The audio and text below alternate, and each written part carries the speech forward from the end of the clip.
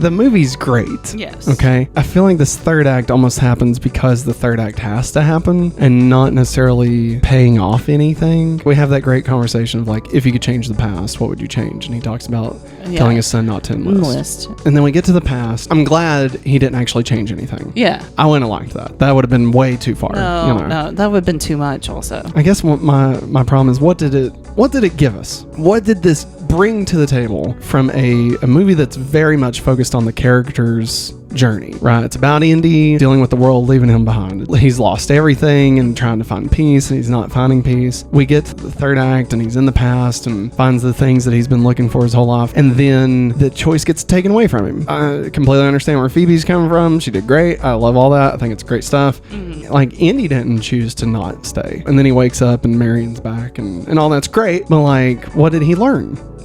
We've set up this really deep, thoughtful movie of exploring the psyche of this guy who just doesn't belong in his own time. When we get to the point where he gets to choose between future or the past, then we just take the choice away. Yeah. It doesn't feel fulfilling, I guess. I would have liked to have like a catharsis of Indy realizing that his place is in the present, that maybe there's beauty to be had in the future. Him having the realization. Yeah. And I feel like it just would have felt more complete if he had a reason to continue. Yeah. And like where it leaves us, I feel like he's not really learned anything that's really going to keep him from feeling like there's no hope in the future. He still feels like a man out of time. To me, that's the part that I think bugs me the most. In and of itself, time travel, I'm not against it. I like time travel movies. And in Indiana Jones, I'm not like super against it as long as the payoff is worth it. Yeah. I think Crystal Skull falls flat because the payoff means nothing. Yeah. It's just spectacle. But, Raiders of the Lost Ark, it means something. He learns to respect the things that he doesn't believe in. Yes. Literally, his eyes are open because his eyes are closed. Yes. You know what I mean? He reaches that connection with his father and lets go of the past when his father calls him by the name he wants to be called, right? And so like that works. Yeah. And so I feel like with this, like it's driving to that, and it has the best chance to do it again, and then it just kind of drops it a little. Maybe I'll see it again and think different, like, well, no, this is actually what he learned through this. But I don't know, just for him to not make his final choice of what to do with his life just feels wrong. Yeah.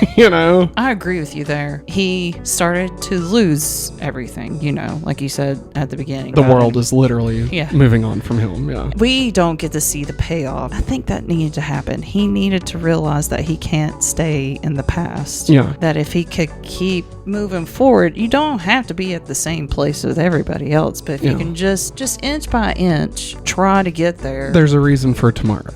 Yeah. They're running parallel storylines. They're both just two men who cannot let go of the past. No. Right? Like literally, they can't let go of the past. To the point that Mads Mikkelsen's character, it destroys him because he doesn't do the thing that he should do. Yeah. Which is let the past be the past and move on, right? And so Indiana Jones is on that same trajectory. We have to see that hero's path pay off. The fulfillment of that in a story would be for him to choose, in spite of wanting that, to make the hero's choice to do the right thing. I think that's why it's just a little flat, because he didn't, and I don't know what that story should have been. Like, I don't know, like, it would have to be a reason for him to choose to go back to the present. Yeah. Like Casper.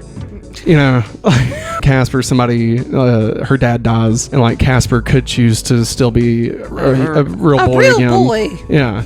But instead lets her dad come back, right? He makes the hero's choice, right? And so like, I feel like Indy needed to make that choice, like in spite of being where he wanted to be. Yeah. He chooses the greater good. Mm-hmm. And like, again, he doesn't.